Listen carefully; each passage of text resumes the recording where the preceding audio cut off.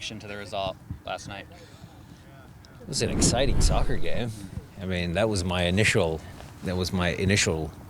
reaction.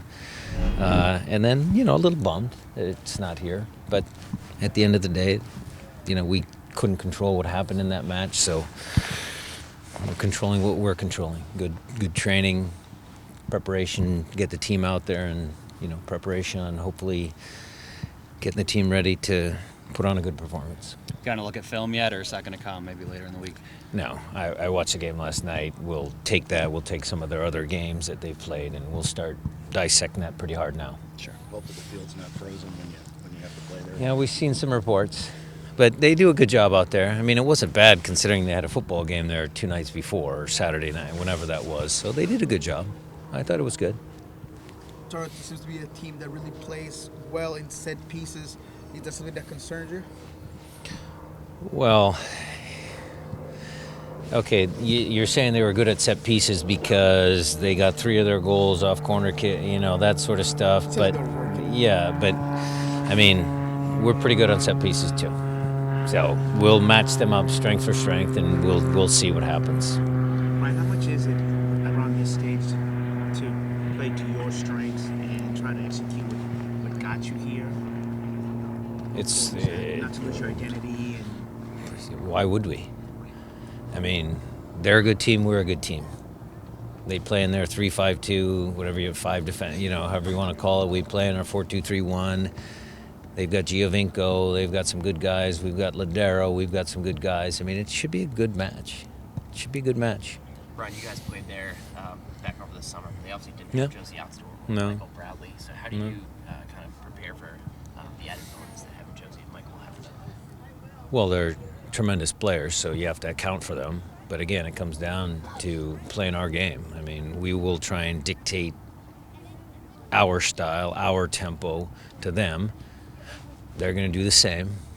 And so it becomes, again, that little chess match within a soccer match. Who can dictate different parts of the field, who can, gain an advantage here. And we'll see who comes out champions. How important is it for you to get the team back there several days ahead of time to get acclimated? We will go. We will charter back there and get them maybe not acclimated to the weather because we're rainy and cold here too some days, but our grass field we train on is similar to theirs, and it should be okay. We'll just obviously the weather might become a factor if it's really snowy or wind comes off the lake there a little bit, so that'll be an issue we'll keep tabs on. What do you make of Giovinco's MLS tenure, and how do you go about stopping a player that's that dynamic and that can hurt you in so many different ways? Well, he certainly is a tremendous player, and I don't know how he got left out of some of the awards. He's tremendous. But Jozy makes him a good player. Bradley makes him a good player. Some of their other teammates make him a good player. So it's a team game. So we will focus on the entire Toronto team and try and gain whatever edge we can on stopping them. And then again, conversely to our team, I mean, Nico's a great player, but Ozzy makes him better, and Roman makes Ozzy better, and Steph makes Roman better, and down the line. So they'll have to prepare for our team too. It seemed like you guys kind of took a flyer on Herc to some degree to have him come in and see if he could prove himself. What was he able to do to make himself so invaluable? Herc? Yep. Well, a lot. The game in Vancouver, we had another string of good performances kind of when guys were dinged up.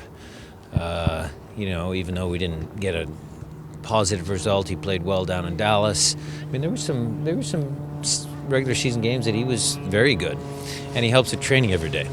I mean, he's a good veteran guy to have out on the training field and in the locker room. As you said before, you would never throw Zack on the field just for ceremonial purposes, but was it cool to see him sort of on the field at the final whistle to sort of be there as you guys accomplished this goal? Yeah. Personally, it's a good story for me. I mean, we all love Zack. We all respect Zack. How the game plays out there in Toronto, we'll see. Your team's had some pretty good results on the road this season.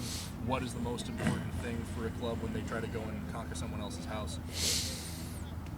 I wouldn't say there's one thing. It has to be a combination of a lot of things. If I'm looking at the victories that we've had, not just this year, but over the years, we've always been a pretty decent road team. You guys can do the research on that, but I'm thinking we were. It takes a combination of things. You have to play the way you normally play, because if you change too much just because it's home or away, then that sets you up for failure. Set pieces, strong defending, good goalkeeping, timely goal scoring, resolve. I mean, a good dose of being resolute in thinking that you can win games on the road. All of those things come into play.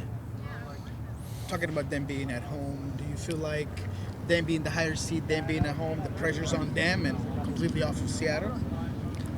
No. I mean, there's pressure because it's a final. I mean, maybe they feel more. You can ask Greg when you're out there. I would say that he probably doesn't.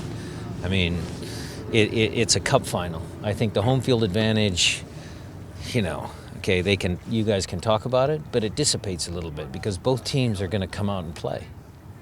I mean, we're going to come out and play. This is a cup final. Our players will do everything humanly possible to win the game. His players are going to do everything humanly possible to win the game. It's a cup final. Moving away from soccer a little bit, I just wanted to get your perspective on the tragedy in Chapecoense Club. Terrible. Feel bad for them. We tried to do whatever little tribute we had. All over the world, teams in the EPL, filling that stadium last night was something to see. So it's a tragic story, but life goes on. We gotta make sure we respect. But we had a meeting about it. We've talked about it. Now we got to move on. We got a big game to play. And how's the fact that Atlético Nacional kind of gave Chapecoense the trophy? They said that they should have it. Is that come out this morning? No, that's what happened. They want to do it. Yeah, it's great. I would agree with that.